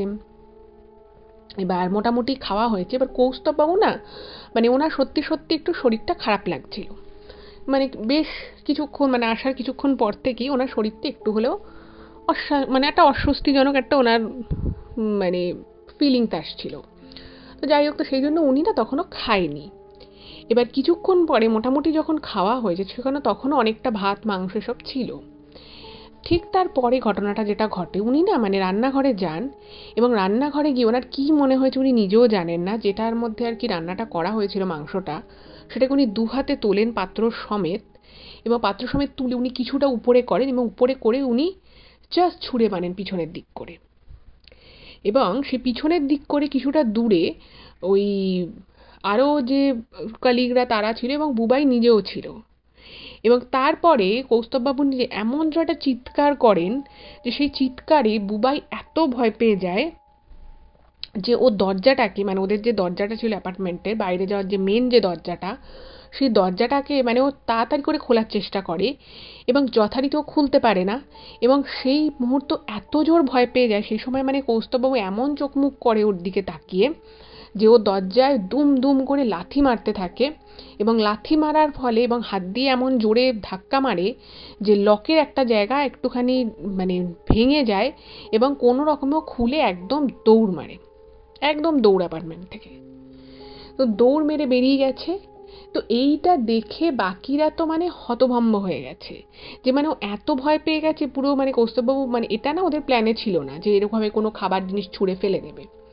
তো সেটা দেখে তো সবাই অবাক হয়ে গেছে, এবং মাকে কয়েকজন হাসাহাসি করছে যে বাবা কৌস্তব তুমি তো মানে দারুণ অভিনয় করলে, মানে এত ভয় পেয়ে যাবে এটা আমরা ভাবিনি, যে ও একেবারে এই রাতের বেলা ও ঠান্ডার মধ্যে, আরও সেটা খুব শীত কাতুরে ছিল, তো স্কটল্যান্ডে ভালো ঠান্ডা পড়ে, তো ওরকমভাবে রাতের মাঝে বেরিয়ে গেছে ঘরের জামা কাপড়ে। তো সবাই না খুব হাসাহাসি করছে, সবাই ভাবছে যে খুব মানে ইয়ে হয়েছে, আবার এটাও বলছে যে সেই লকটা মনে হচ্ছে ভেঙে গেল। তো তো গিয়ে দেখছে যে হ্যান্ডেলটা একটুখানি লুজ হয়ে গেছে, মানে কিছু একটা হয়তো স্ক্রু ফু বেরিয়ে গেছে, বলছে তাহলে আবার মেনটেন্যান্সের লোককে খবর দিতে হবে, কালকে এসে ঠিক করে দেবে, নাহলে আবার চার্জ করে নেবে। তো এইসবের মাঝে সবাই যখন বিধি হয়ে গেছে, তো কৌস্তববাবুর এগুলো কিছু সেরকম মনে নেই। তো সবাই কৌস্তববাবুকে বলছে যে তুই কিন্তু তোমার অভিনয়টা করতে গিয়ে তুমি কিন্তু মাংসটাকে পুরো নষ্ট করে ফেললে, তো তুমি এখন রাতে কি খাবে। তো তখন নাকি এই কৌস্তববাবু মানে চোখ মুখটা কিছুটা, মানে চোখটা না কিছুটা উল্টে যাওয়ার মতো হয়ে গেছে, মানে চোখটা পুরো উল্টে যায়নি, কিন্তু মানে কীরকম একটা চোখ মুখটা করে উনি একটা কিছু বিজ করে বলছে। তো সবাই বলছে আরে ঠিক আছে হয়ে গেছে, ও ঘর ছেড়ে বেরিয়ে গেছে, ও এক্ষুনি আধা ঘন্টা 40 মিনিটের মধ্যে মনে হয় না ও ঘরে আসবে। ও যা ভয় পেয়েছে, ও যেভাবে বেরোলো, যেভাবে দরজাটা লাথি মারছিল, যেভাবে ও দুমদুম করে আওয়াজ করছিল, তো তুমি এবার কিছু খাওয়া দাওয়া করে না, তোমাকে এখন আর অভিনয় করতে হবে না। তো এরকম বলছে, বারবার কৌস্তববাবুকে বলছে, এবং সবাই হাসাহাসি করছে যে মানে বেশ ভয় দেখানো গেল।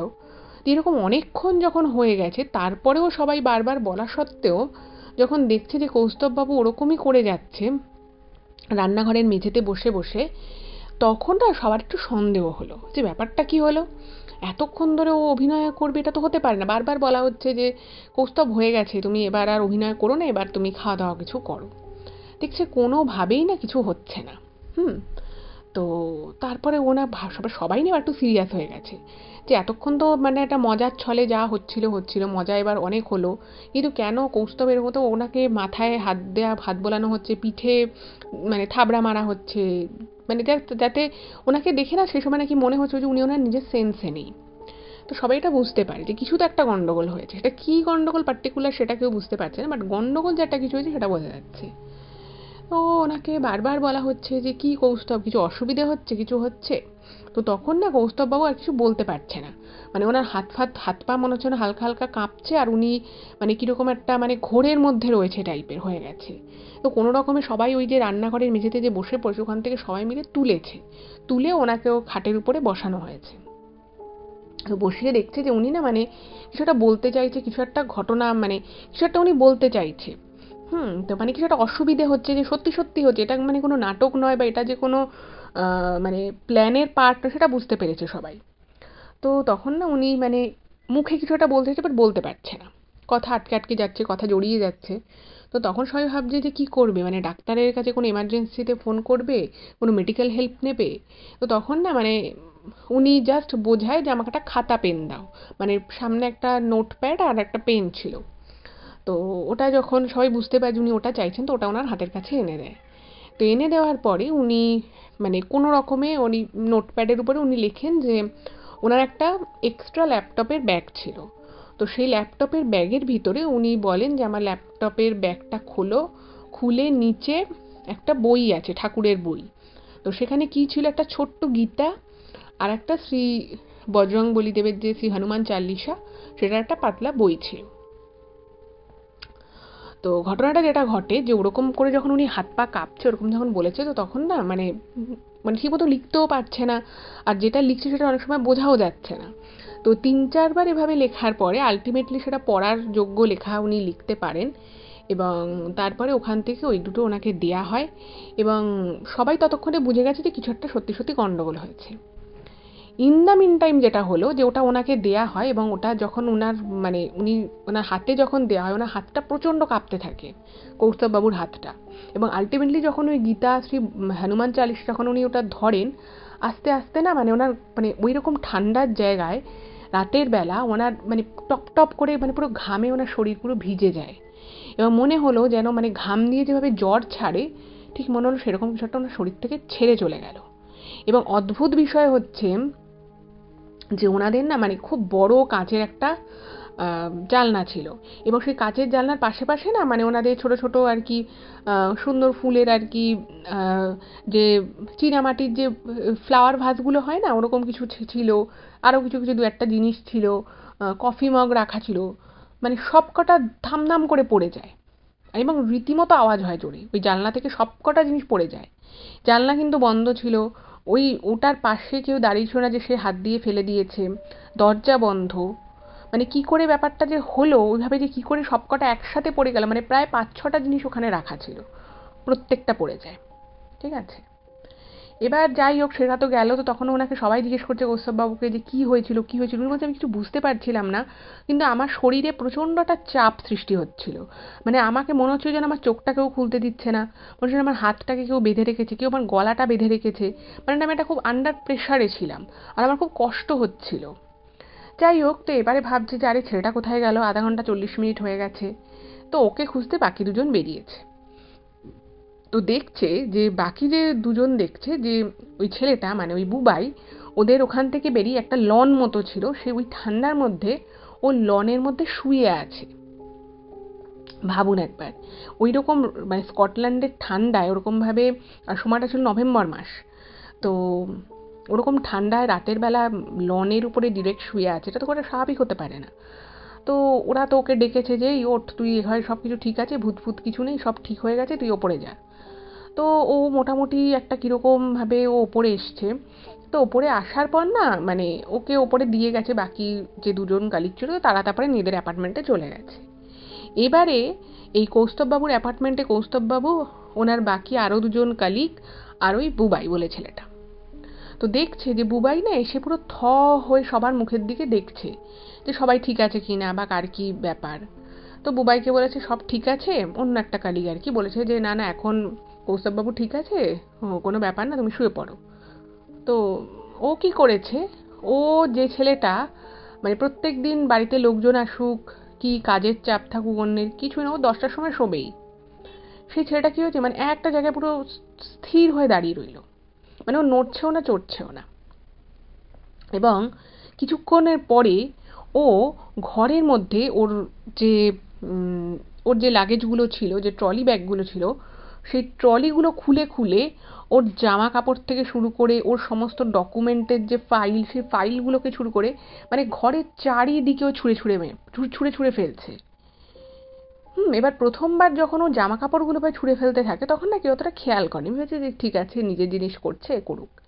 তারপরে যখন দেখছে যে ওর মানে ওর ট্রলি ব্যাগ থেকে সমস্ত কিছু যা যা সব ছুঁড়ে ছুঁড়ে ফেলছে, ইভেন ওর পড়াশুনোর, ওর পাসপোর্টের বা যা যত আর কি ডকুমেন্ট আছে সেগুলোর ফাইলগুলোকেও চারিদিকে ছুঁড়ে ছুঁড়ে ফেলছে, তখন কিন্তু সবার নজরটা ওর দিকে পড়ে এবং সবাই বুঝতে পারে যে কিছু তো একটা গন্ডগোল আছে, নাহলে এই ছেলেটা এভাবে পাগলের মতো আচরণ কেন করছে। তো আবার যথারীতি ওকে ধরা হয় যে কি হয়েছে, মানে তুই এরকম করছিস কেন, বলে ওখান থেকে বসানো হয়। বসানোর পরে দেখছে যে ওকে না মানে স্থির রাখা যাচ্ছে না, মানে ও যেগুলো আর কি ছুঁড়ে ছুঁড়ে ফেলছে সেগুলোকে আবার নিচ থেকে কুড়িয়ে, হয়তো ওর একটা জামাও ছুঁড়ে ফেলেছে, আবার সেই জামাটা কুড়িয়ে আবার অন্যদিকে ছুটছে, মানে ও কিছুতেই স্থির হতে পারছে না। তো ওকে বারবার জিজ্ঞেস করা হচ্ছে যে কি হয়েছে কি হয়েছে, ও মানে ওরকমই করে কন্টিনিউয়াস ওরকম করে যাচ্ছে। তো এরকম করতে করতে যখন 6-7 মিনিট হয়ে গেছে, ও কোনোভাবেই ওকে থামানো যাচ্ছে না, ওরকম করেই যাচ্ছে। তো তখন সবাই মিলে ঠিক করলো যে না এটাকে এবার মানে এমনিতেই ছেলেটা প্রচণ্ড মানে ও বাড়িতে প্রত্যেকটা কথা ওর মাকে বলে সমস্ত কিছু, তো দেখছো ওর মা ফোন করছে বারবার, ছেলে ফোন তুলছে না, ওরকম করছে, তো ভাবছে ওরা কী করবে। তো সঙ্গে সঙ্গে ওরা কী করলো, ওরা মানে যে আর কি ওদের ম্যানেজার ছিল, আমি বলেছিলাম যে ও আত্মীয় হতো উনি, তো ওনাকে ফোন করেছে, ফোন করে বলছে যে এরকম এরকমও করছে, কি করব আমরা। তো তো সে তো সঙ্গে সঙ্গে বলেছে যে ওর ফোনে কি ওর মা ফোন করে, তোমরা ফোনটা মানে ধরে ওর মাকে বলো, আর আমি এখান থেকে, ওনার বাড়িটা আরেকটু দূরে ছিল, তো উনি বলছেন আমি গাড়ি করে আসছি, দেখছি মানে কি করা যায়, সেরকম যদি এমার্জেন্সি ওকে তাহলে হসপিটালে দিতে হবে। তো ওর মা ফোন করছিলই, তো ওর মা আবার ফোন করেছে এবং ফোন করার পরে ধরেছে। তো ধরে ওর মাকে বলেছে যে এরকম এরকম হচ্ছে, মানে ছেলে আমরা ওকে হসপিটালে নিয়ে যাচ্ছি। তো তখন বলছে যে দাঁড়াও দাঁড়াও দাঁড়াও, ওর মা না মানে একদমই মানে মানে এরকম যদি একটা কথা কেউ শোনে, মানুষ তো প্রচণ্ড মানে অবাক হয়ে যাবে, কেন হলো, কি করে হলো, কবে থেকে হলো, কখন থেকে শুরু হলো, মানুষ তো এগুলো জিজ্ঞেস করে। উনি শুধু একটা কথাই বলেন যে না ওর এটা হয়েছে, এক্ষুনি ঠিক হয়ে যাবে, তোমরা ভয় পেও না, তোমরা ওকে হসপিটালে দিও না। মানে ভাবুন একজনের এমার্জেন্সি হয়েছে তার ছেলের, সে ছেলে ওরকম অস্বাভাবিক আচরণ করছে, তার মা বলছে ওকে হসপিটালে দেওয়ার দরকার নেই, তোমরা ওর ওর ওর ওখানে দেখবে একটা পুরো চামড়ার একটা সুটকেস মতো আছে ছোট লম্বা, বলছে ওটা খোলো, ওটা খুলে দেখবে ওর ভিতরে একটা চেন আছে, বলছে যে একটা চেন আছে, বলছে ওই চেনটা খুলে না ওখানে ওর একটা মাদুলি আছে, বলছে ওই মাদুলিটাকে ওর হাতে, ওর বা হাতে বেঁধে দাও, আর একটা কি বললো, একটা কি নাকি কাপড়ের টুকরো আছে, বলছে ওই কাপড়ের টুকরোটা ওর মাথায় একটু ঘষে দাও, দেখবে ও তারপরে ঠিক হয়ে যাবে। ও আর একটা জিনিস বলেছিল যে এটা হয়ে যাওয়ার পরে মানে একটু দুধ দেবে ওর কাছে, মানে বলছে তোমাদের ঘরে তো দুধ আছে, বলছে একটু দুধ দেবে ওকে। তো সঙ্গে সঙ্গে মানে তার মাঝখানে ওদের যে ম্যানেজার ছিল সে ম্যানেজারও চলে এসছে বাড়িতে।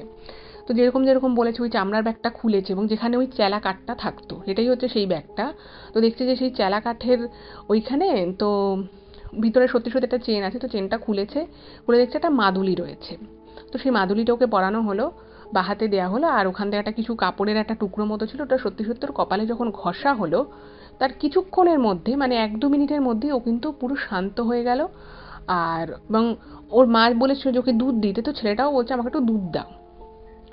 তখনও মানে একটু শান্ত হয়েছে, কিন্তু তাও ওর চোখ মুখ ঘুরছে, কীরকম একটা করছে, তখনও পুরোপুরি মানে ও নর্মাল হয়নি। তো ওর যে আর কি যে ম্যানেজার এসে, তো সেও ওর মায়ের সাথে কথা বলছে, যেহেতু আত্মীয় হয়, তো কথা বললো যে ও ঠিক হয়ে যাবে। আর ও ওরকম করছিল দেখে না, মানে বাকি যে আর একজন ছিল সে না ওর সাথে শোয়ার সাহস পায়নি। ওর সামনে দুধটা দিয়ে ও ওরকম বসে রইলো। তো দুধটা দিয়ে সে অন্য ঘরে চলে গেল। তার কিছুক্ষণ পর মধ্যে ম্যানেজারও বাড়ি চলে গেল। আর ও মোটামুটি স্বাভাবিক হয়ে গেল। তো বললো হ্যাঁ আমার কিছু হয়নি, আমি ঠিক আছি, আমার একটু মাঝে মধ্যে শরীরটা এরকম করে, তো বলে ও শুয়ে পড়ে। এবার এদের সকলের সামনে কিন্তু ও হাফ দুধ, মানে 1 গ্লাস দুধ দেওয়া হয়েছিল, তার মধ্যে হাফ গ্লাস কিন্তু ও খেয়েছিল, আর হাফ গ্লাস বলেছিল আমি পরে যদি ইচ্ছা হয় আমি খাবো। তো সবাই তো পাশের ঘরে ঘুমিয়ে পড়েছে, আর লং উইকেন্ড ছিল, পরের দিন সানডে। এবার পরের যেদিন সকালবেলা মানে ওই কৌস্তববাবু ঘুম থেকে উঠেছে, তো ঘুম থেকে উঠে না উনি মাঝখানে ওদের একটা দরজা থাকে, তো উনি দরজাটা খুলেছে। তো খুলে দেখছে যে ও এক পাশ ফিরে শুয়ে রয়েছে, এবং ওর পাশে একটা কাঁচের গ্লাসে দুধ দেওয়া হয়েছিল ওকে খেতে। সেই দুধটা হাফ খাওয়া হয়েছিল, হাফ কিন্তু ফাঁকাই ছিল।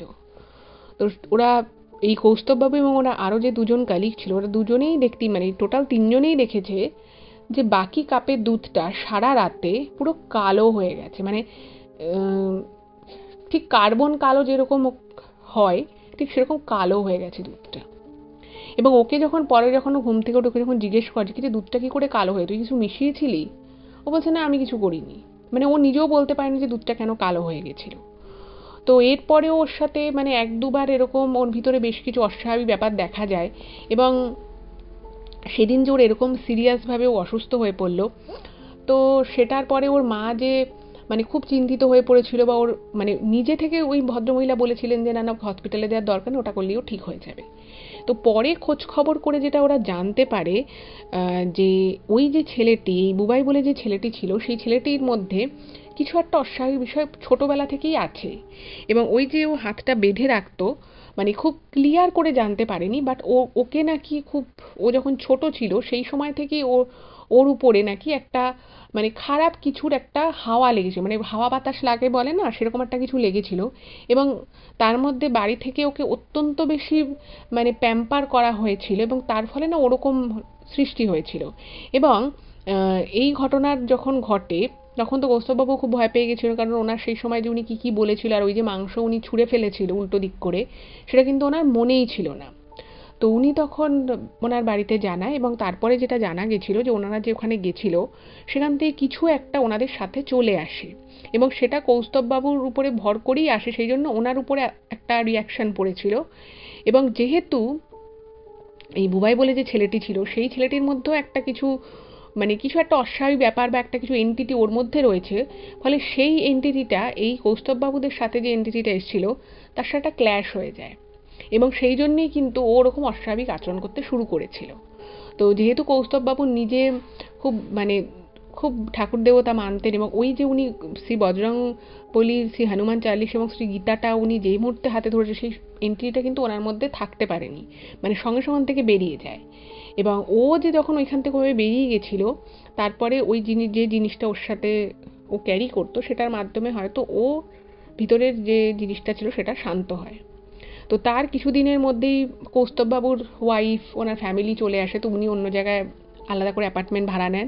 বাকি দুজনও আর কেউ ওর সাথে থাকতো না। তারপরে এই বুবাই ছেলেটারও নাকি বিয়ে হয়, এবং সেই বিয়েটাও নাকি খুব বেশি দিন, যতটুকু ওরা জানে লাস্ট অবধি জানতে পেরেছিল, যে সেই বিয়েটাও খুব বেশি দিন টেকেনি। তো সেটা কেন টেকেনি, কী বৃত্তান্ত, সেটা আর ওনারা জানেন না। তো এইটুকুই ওনারা লাস্ট অবধি খবর পেয়েছেন। তো আজকের ঘটনা এটুকুই ছিল। কেমন লাগলো অবশ্যই কিন্তু জানাবেন। কৌস্তববাবুকে অনেক ধন্যবাদ এরকম একটা ঘটনা শেয়ার করার জন্য। আপনাদের ভালো লাগে কিন্তু চ্যানেলটাকে অবশ্যই সাবস্ক্রাইব করবেন, আর প্লিজ এই ভিডিওগুলো সকলের সাথে একটু শেয়ার করে দিন। ভালো থাকবেন, দেখা হচ্ছে পরবর্তী ভিডিওতে। নমস্কার।